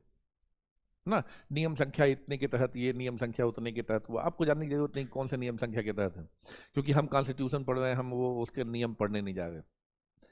तो उसमें सब कुछ लिखा होता है, ये लिखने की शक्ति राष्ट्रपति को होती है, राष्ट्रपति लिख पढ़ के सारा कुछ व्यवस्था किया जाता है। तो यहाँ पर क्या है, ये नियम बनाने की शक्ति फाइनल उसको होती, जो अपना अध्यक्ष होता है वो नियम बना देता है, उसकी व्याख्या कर देता है कि नियम क्या होगा, व्याख्या क्या होगी, और उस पर हस्ताक्षर। कार्यपालिका के लिए यही राष्ट्रपति करता है, विधायिका के लिए यही उसका अध्यक्ष कर देता है, नियम बना देता है। ठीक है, कोई भी नियम बनेगा, नियम बन के राष्ट्रपति के सिग्नेचर हो जाते हैं। ठीक है, तो अब यहां पर नियम बनाने की शक्ति इनको प्राप्त है। ठीक है, तो नियम बनाने की शक्ति, नियम बना दिया, मान लीजिए अध्यक्ष ने नियम बना दिया, ये इसके बाद ये, इसके बाद ये, तो जो नियमावली लिखी गई है उसमें शून्यकाल का कोई जिक्र नहीं है, यानी शून्यकाल जैसा कोई काल होता ही नहीं, एग्जिस्ट ही नहीं करता। तो क्या होता है, शून्यकाल के बाद सीधे लिखा गया है एजेंडा ऑफ द डे, उस दिन की कार्यवाही प्रारंभ होगी, agenda of the day will start. ठीक है, उस दिन की कार्यवाही प्रारंभ होगी, यानी कानून बनना है तो कानून प्रारंभ हो जाएगा, कोई बहस करनी है तो वो प्रारंभ हो जाएगी। Agenda of the day will start after, after 0 hour नहीं, आफ्टर क्वेश्चन आवर नहीं, इन 0 आवर नहीं, 0 आवर तो लिखा ही नहीं है कहीं, ये शब्दावली लिखी नहीं है। अब ये लिखी नहीं है तो कहां से हमने लिख दी वो बता रहा हूं, इन 0 आवर तो कुछ है ही नहीं है, पूरे नियमावली में कहीं 0 आवर का जिक्र ही नहीं है, शब्द 0 आवर लिखा ही नहीं है ना, पहले तो ये दिमाग में डाल लो। शब्द क्वेश्चन आवर लिखा है, शब्द ये भी लिखा है एजेंडा ऑफ द डे कब स्टार्ट होगा वो भी लिखा है, आफ्टर क्वेश्चन आवर। ठीक है, लेकिन 0 आवर नहीं लिखा है कहीं पर, तो फिर ये आ कहां से गया। अब ऐसा समझिए कि मान लीजिए एक सेशन हम पढ़ा रहे हैं, हम पढ़ाने के बाद बाहर निकलेंगे, उसके बाद प्रतीक सर आएंगे, ठीक है, ऐसा डिसाइड किया गया, फिर आप लोगों से कुछ पूछेंगे, लेकिन इस बीच में हम बाहर गए और प्रतीक सर आए, इस बीच में 5 मिनट लग गए, सब फुल दैट 5 मिनट लग गए होंगे भाई, हम यहाँ बाहर जा रहे हैं, तो ये हुआ कि चलो भाई प्रतीक सर अब आएंगे, अब वो सर बाहर चले गए हैं, अब आएंगे। तो कई बार ऐसा हो सकता है कि 2-4 मिनट 5 मिनट लग जाए, प्रतीक सर आएंगे तब तक वो अपना अरेंजमेंट करेंगे कि क्या बताना है, क्या कहना है, वो चीज़ें अपनी स्टार्ट करेंगे, तब तक हो सकता है आप लोग भी पानी चाय करने के लिए चले जाओ कि थोड़ी वॉशरूम होके आते हैं, घूम के आते हैं। ठीक है, तो क्या हुआ, इन बिटवीन 5 मिनट का एक ऐसा समय होता है ट्रांजिशन पीरियड, जिसमें हम चाय पानी नाश्ता टॉयलेट जाना कुछ भी करते हैं, है ना। मान लीजिए कि हम ऐसा कुछ भी ना करें और हम क्वेश्चन पूछते रहे, क्योंकि वहां पर क्या होता है अध्यक्ष, और अध्यक्ष कहीं नहीं जाता, क्वेश्चन आवर समाप्त। अब उसके बाद वो मंत्री जी को कहता है कि हाँ भाई आज का एजेंडा रखिए, मंत्री जी स्टार्ट कर रहे हैं आज का एजेंडा रखना, है ना। तो संसदीय कार्य मंत्री होते हैं, वो एजेंडा स्टार्ट करते हैं रखना। उसके पहले कि वो कुछ स्टार्ट करें, लोग क्वेश्चन पूछना स्टार्ट कर दिए, लोग हल्ला मचाना स्टार्ट कर दिए, लोग सरकार के खिलाफ नारे लगाना स्टार्ट कर दिए। लोग कुछ भी कर सकते हैं, लोग कोई नाश्ता करने चला गया, कोई टॉयलेट चला गया, तो जिसको जो मर्जी आई वो करता है उस समय, जब तक कि मंत्री जी तैयार होकर अपना काम न करने लगे और जब तक अध्यक्ष सबको शांत न करा दे। ठीक है, और ये कब हो रहा है, 12 बजे के आसपास, 12 बजे को कहते हैं शून्य समय।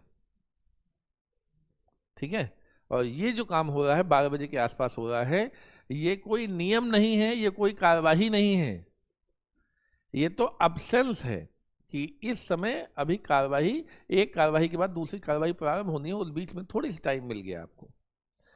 तो कोई हल्ला करने लगा, अच्छा हल्ला करने लगा, उसी में मान लीजिए किसी ने कोई रेलेवेंट क्वेश्चन पूछ लिया, मंत्री जी भी उसी में उलझ गए, तो लग गया आधा घंटा, है ना। मान लीजिए बहस होने लगी और दोनों तरफ से जवाब तलब होने लगा, लग गया आधा पौन घंटा। जो भी टाइम लग जाए, 5 मिनट, 10 मिनट, 20 मिनट, 25 मिनट, उसे कहते हैं शून्यकाल। जब तक की कार्यवाही स्टार्ट न हो उसके पहले जो भी आप बहसबाजी करें, क्वेश्चन पूछें, जो जो करें, सारे को कहते हैं शून्यकाल। तो ये नाम दे दिया 1962 के बाद से, ये एक नाम लोगों ने पेपर में लिखना चालू कर दिया। 0 आवर में ये हुआ, शून्यकाल में ये हुआ, न्यूज़पेपर में लिखना चालू कर दिया, अन्य जगहों में लिखना चालू कर दिया, तो धीरे धीरे शब्द प्रचलन में आ गया।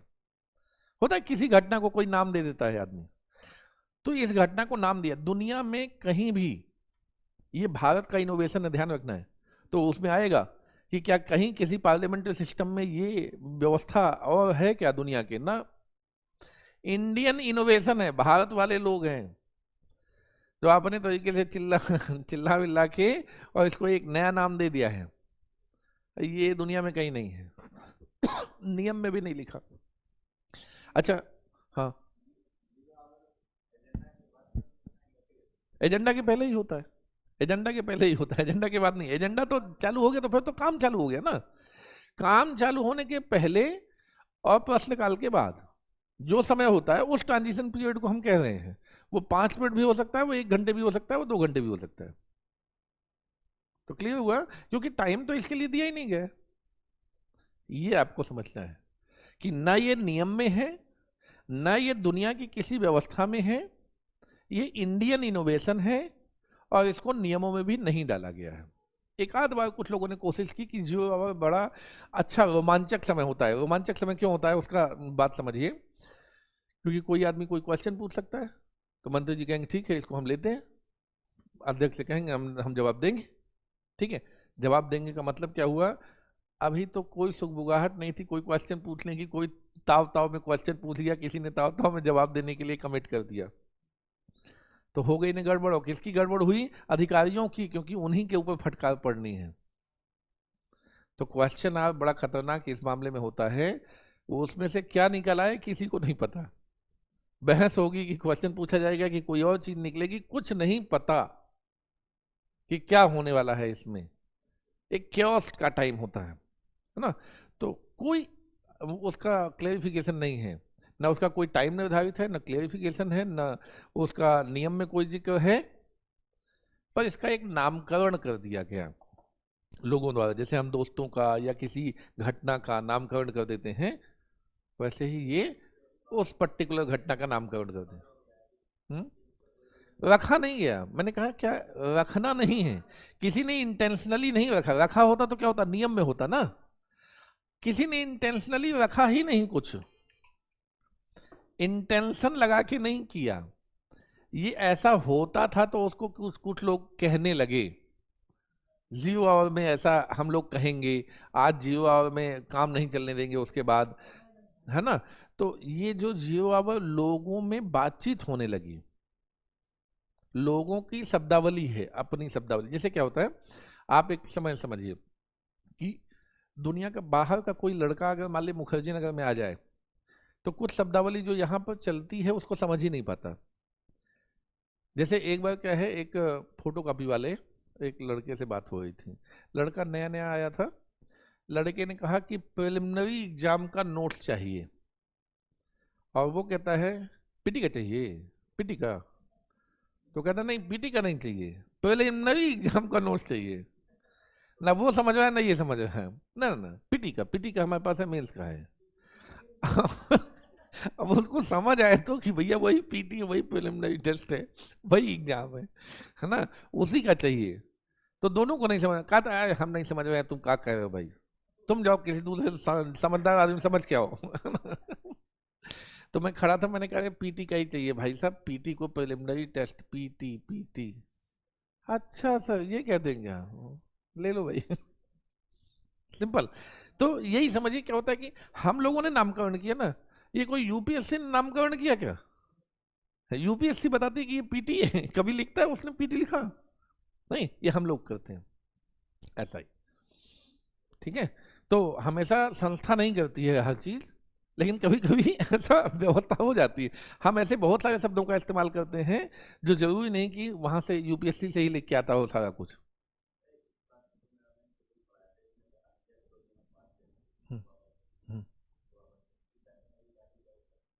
यही चारों पीठासीन अधिकारी कहलाते हैं जी। पीठासीन अधिकारी का मतलब पीठ पर बैठने वाला अधिकारी। अब पीठ क्या होती है? मुख्य सीट, मुख्य seat, main chair. Main chair कौन सी होती है? अध्यक्ष की। हाँ हाँ, स्पीकर कहते हैं। हाँ हाँ, पीठासीन अधिकारी, देखो पीठासीन अधिकारी एक जनरल टर्म है जो कहीं भी यूज में आता है। जैसे हम लोगों के लिए लड़का शब्द यूज किया जा सकता है, आप समझे ना, हम लोगों के लिए लड़का शब्द यूज किया जा सकता है, हम सब लड़के हैं। फिर नामकरण स्पेशल, तो वैसा ही कि पीठासीन अधिकारी तो कोई भी हो सकता है। किस चीज में हो सकता है? जो किसी काम की मेन चेयर पे बैठा हो वो पीठासीन अधिकारी उस काम का। अब लेजिस्लेचर में मेन चेयर पे कौन बैठा है? नहीं, तो वो पीठासीन अधिकारी। तो क्लियर हुआ? मेन चेयर पर बैठने वाला अधिकारी। नहीं तो आदमी कई बार क्या होता है, दो चीजों से कंफ्यूज होता है पीठासीन अधिकारी में, कि एक तो चुनाव में होता है पीठासीन अधिकारी और दूसरे वहां होता है पीठासीन अधिकारी, तो ये क्या कनेक्शन है ना? तो ये में कंफ्यूज नहीं होना है। आप किसी भी उसमें संस्था में मेन चेयर पर जो बैठा आदमी है उसी को पीठासीन अधिकारी कह सकते हैं आप। हाँ, अब क्या है, कहीं पर ये शब्दावली प्रचलन में होती है, कहीं पर नहीं होती, उसे अध्यक्ष भी कह सकते हैं। ठीक है, तो यही समझना है उसको। हाँ नहीं, बिल्कुल कोई दिक्कत नहीं है, जो आपको शब्दावली जहां भी प्रॉब्लम करती हो आप पूछ सकते हैं। तो शून्यकाल क्लियर हुआ। अब ये तो हो गया, अब तो एजेंडा ऑफ द डे आएगा, एजेंडा में कानून बनने को आएगा। आएगा कैसे? अब उसकी बारी। अब वो कैसे स्टार्ट होगा? कोई चीज सदन में जब काम करती है तो कैसे काम करती है? तो पहली चीज कहलाती है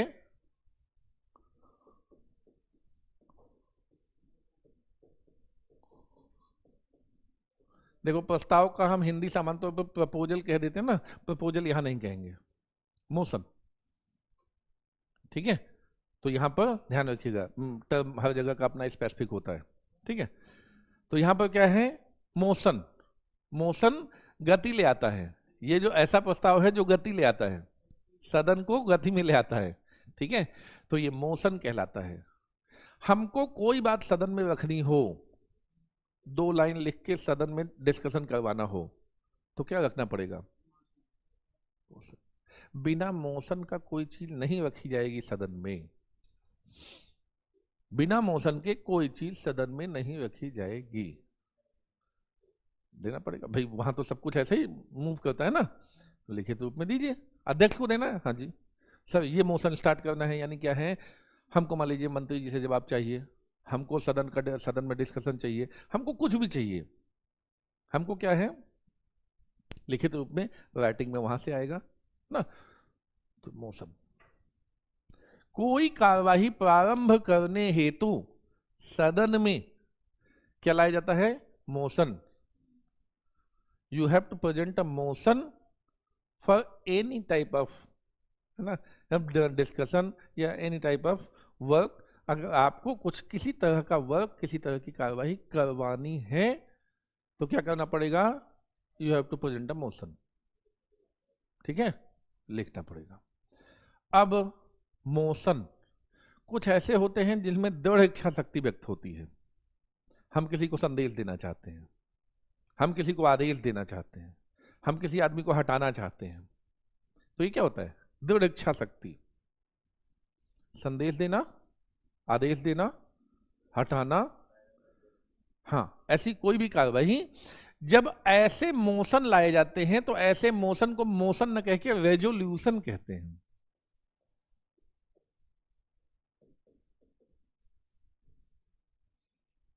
संकल्प हिंदी में कहते हैं। संकल्प लिया हटाने के लिए, संदेश देने के लिए, किसी भी, जैसे क्या होता है ना कि पंडित जी कथा सुनते रहते हैं, बीच में कहते हैं लीजिए संकल्प, है ना। तो अब क्या है कि उस कार्रवाई में संकल्प की, अब ये काम आप डेफिनेटली करेंगे, बाध्यकारी है ये काम करना।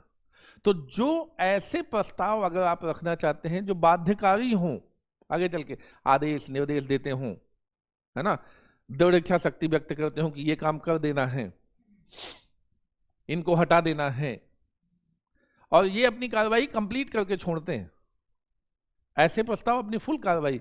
ये मोशन में क्या होता है, ऐसे भी प्रस्ताव आ सकते हैं जो टेम्परेरी कार्रवाई करते हो, कुछ करते हो, कुछ बाद में और हो जाएगा, लेकिन ये अपनी कार्रवाई फुल करते हैं।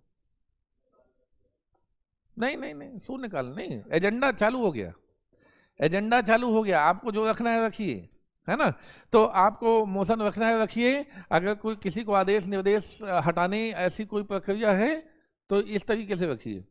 तो वो डिसाइड कौन करेगा कि आपका मोशन है कि रेजोल्यूशन है, डिसाइड करेगा अध्यक्ष। ठीक है, क्लियर हुआ। अगली चीज, जब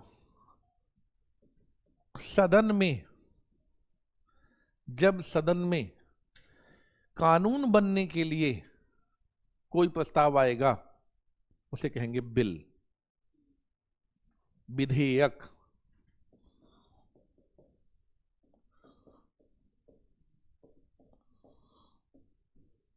कब तक विधेयक विधेयक रहता है जी?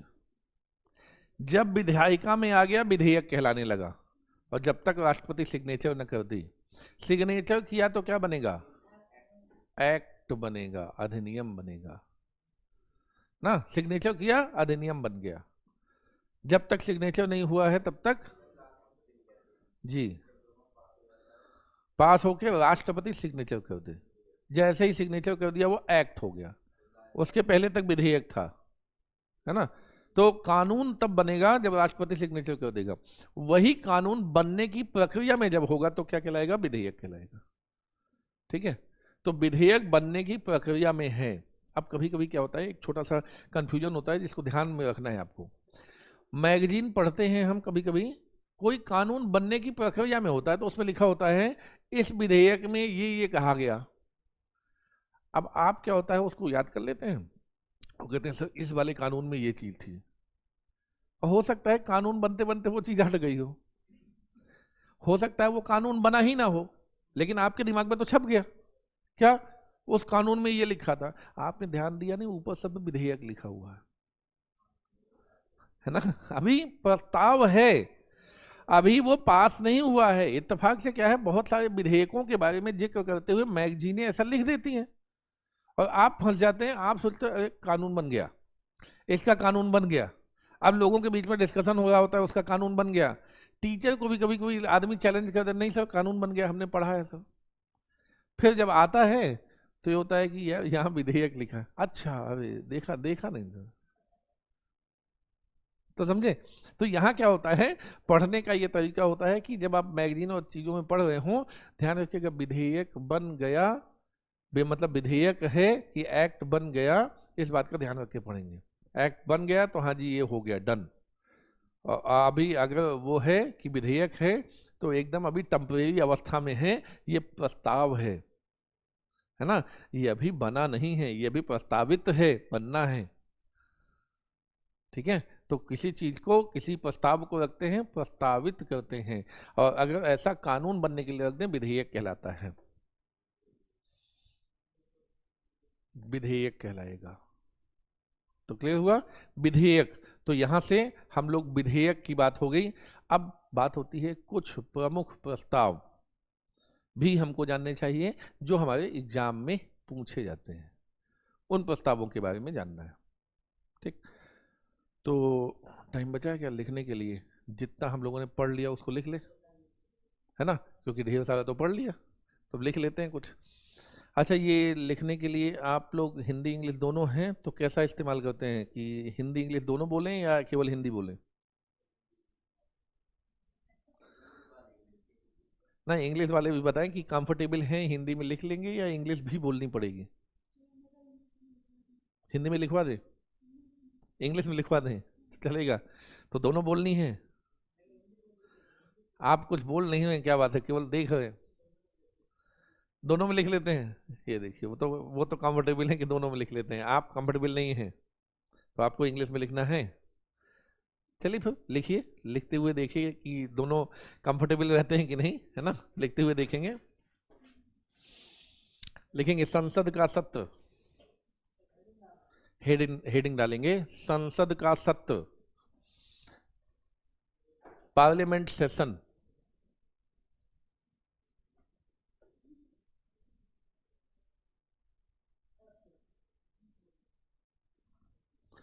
संसद का सत्र, सत्र, पार्लियामेंट सेशन, ठीक है। लिखेंगे संविधान के अनुसार संसद की, संविधान के अनुसार संसद की 2 बैठकों के बीच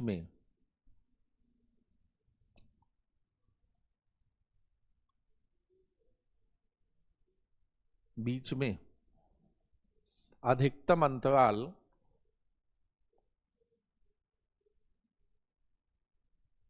अधिकतम अंतराल 6 माह से ज्यादा नहीं होना चाहिए।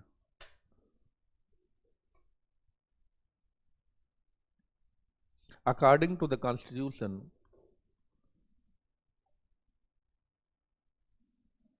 the maximum interval between 2 meetings, maximum interval between 2 meetings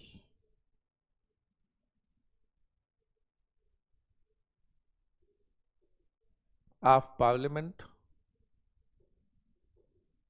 between 2 meetings of Parliament should not exceed 6 months. सामान्यतः वर्ष में 3 सत्र होते हैं। उसके आगे लिखेंगे, नहीं उसी में लिखते चले पैराग्राफ, जब पॉइंट होगा पॉइंट बताऊंगा मैं। 6 माह से ज्यादा नहीं होना चाहिए। उसके बाद लिखेंगे सामान्यतः वर्ष में 3 सत्र होते हैं।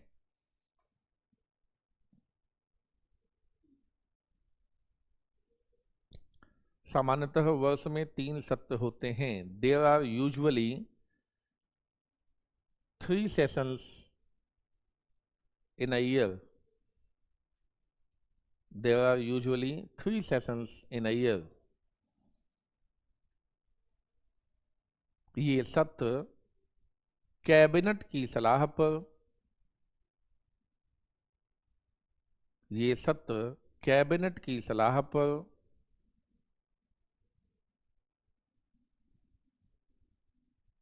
राष्ट्रपति द्वारा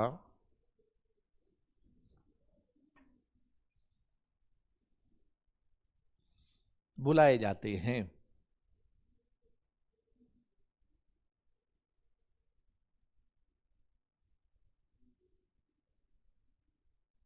These sessions are called by President.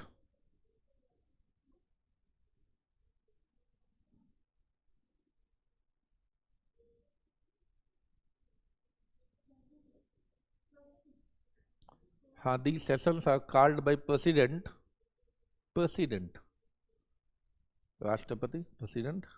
These sessions are called by President on the advice of the Cabinet. On the advice of the Cabinet.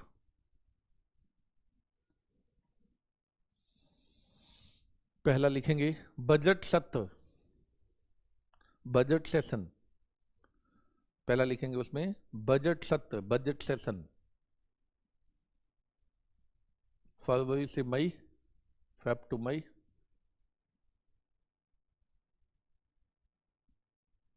दूसरा मानसून सत्र, मानसून सेशन।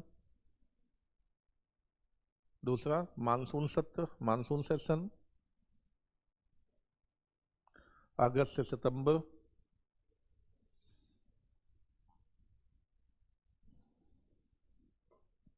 अगला विंटर सेशन, शीतकालीन सत्र, विंटर सेशन, शीतकालीन सत्र नवंबर से दिसंबर।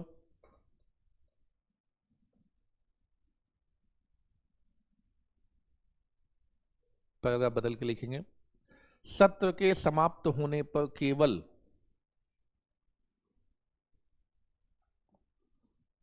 At the end of the session, सत्र के समाप्त होने पर केवल महाभियोग ऐसी प्रक्रिया है जो समाप्त हो जाती है।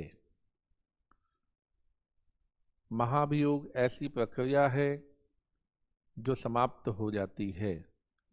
Impeachment is the only process that ends.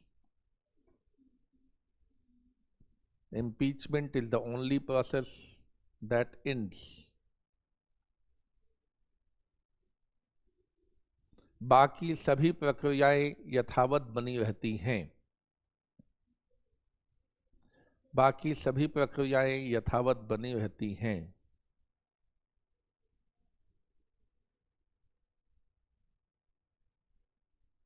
And all other processes remain unchanged. And all other processes remain unchanged.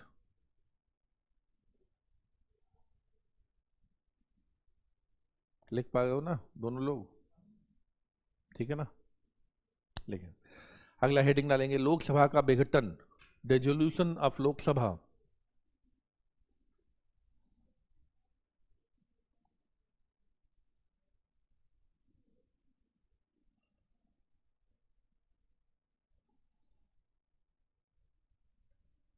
Heading डाल लिया. अब इसके अंदर लिखेंगे लोकसभा दो कारणों से विघटित हो सकती है.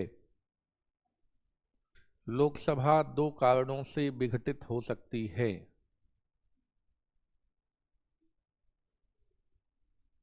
Lok Sabha can be dissolved due to two reasons.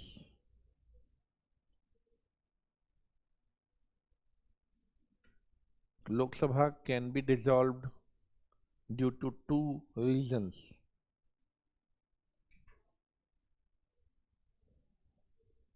पहला पॉइंट लिखेंगे. फर्स्ट पॉइंट, लोकसभा के कार्यकाल की समाप्ति पर,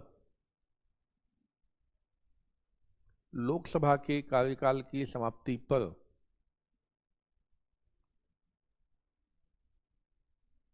at the end of the term of the Lok Sabha, at the end of the term of the Lok Sabha,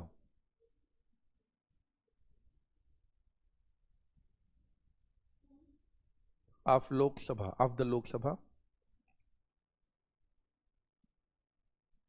समाप्ति पर अर्थात उसके पहली बैठक से, उसके पहली बैठक से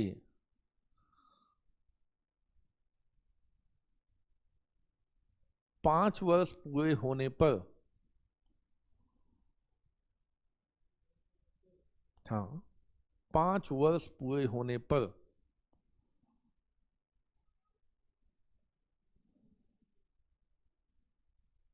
स्वयं विघटित हो जाती है.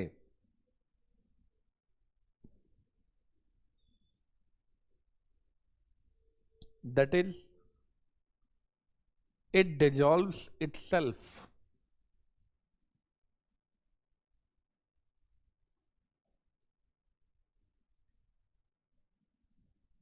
On completion of 5 years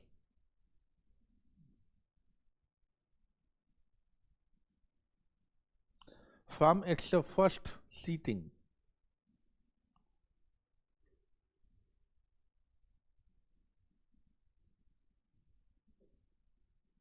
From its first sitting.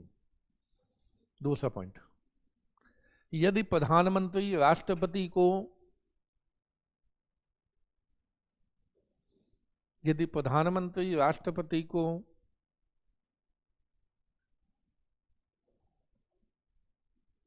Lok Sabha विघटित करने की सलाह देता है,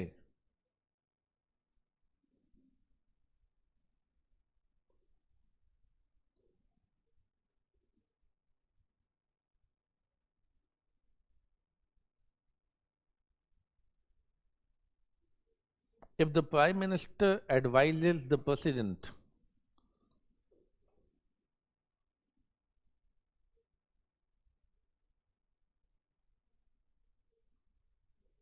to dissolve the Lok Sabha,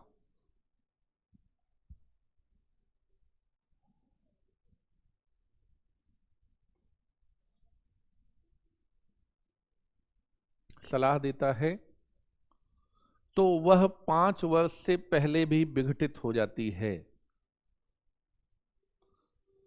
तो वह 5 वर्ष से पहले भी विघटित हो जाती है.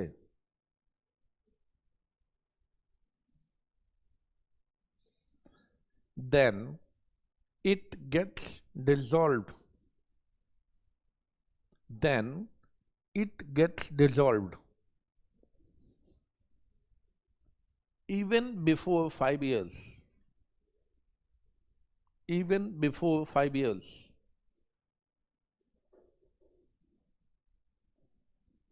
हेडिंग, लोकसभा के विघटन पर विधेयकों की स्थिति। लोकसभा के विघटन पर विधेयकों की स्थिति। Status of bills on dissolution of Lok Sabha.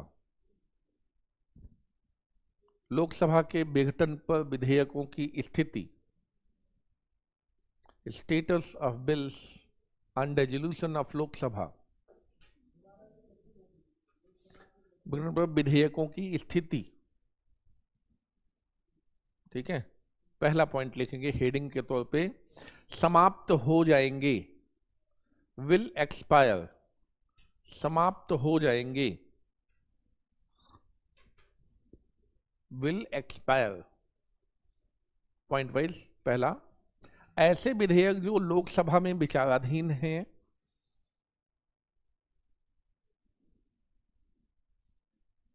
ऐसे विधेयक जो लोकसभा में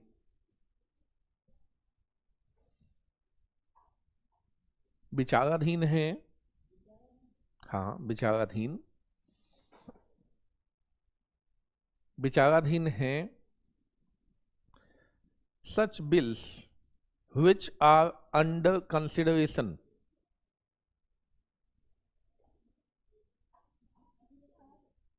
which are under consideration in the Lok Sabha, under consideration in the Lok Sabha,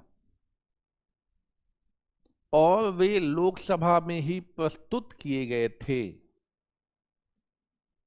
और वे लोकसभा में ही प्रस्तुत किए गए थे।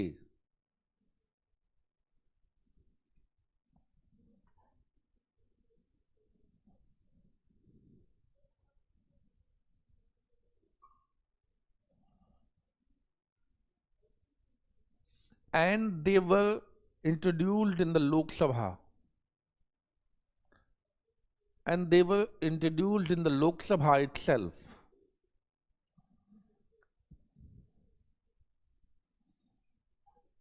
दूसरा पॉइंट लिखेंगे, लोकसभा से पास किए गए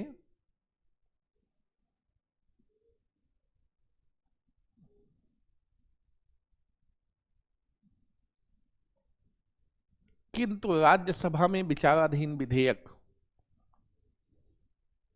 लोकसभा से पास किए गए किंतु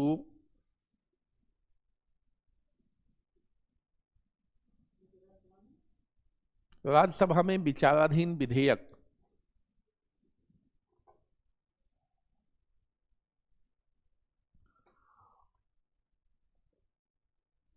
bill passed by Lok Sabha, passed by Lok Sabha, but under